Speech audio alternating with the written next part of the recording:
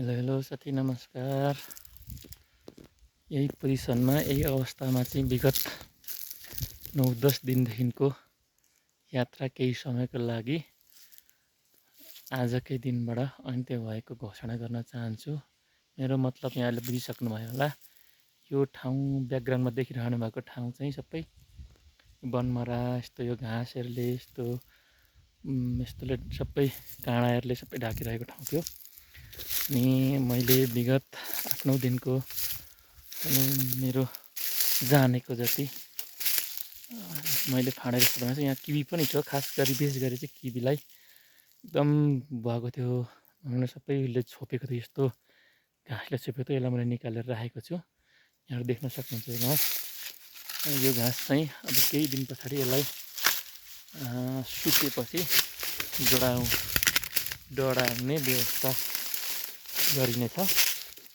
यहाँ देख्न सक्नुहुन्छ करिब 2 रोपनी क्षेत्रफलमा फैलिएको यो झाडीलाई चाहिँ मैले फाँडेर आजकै दिनबाट सकेको छु।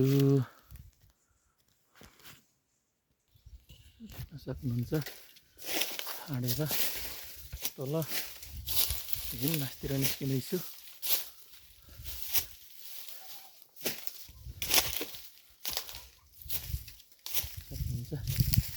यस्तो ठाउँमा झोरघारी थियो। यसै फाँडेर पुरै घाँसहरू काँडाहरू यहाँको सबै नचाहिने कुराहरू निकालेको छु। हुन्छ तलदेखिको अहिले फाँडे भएको सकियो। अब 5-6 दिन पछाडि यसलाई सुकेपछि डढाएर अलिक व्यवस्थित बनाइने यहाँहरू सबैलाई मेरो फलोवर्स मलाई हेर्नुहुने सम्पूर्णमा जानकारी गराउन चाहेँ। अब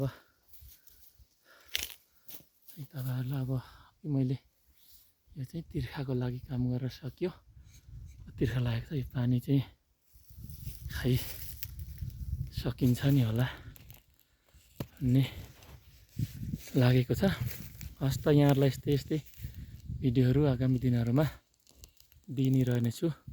सपोर्ट गर्नु होला। हस् त बाई।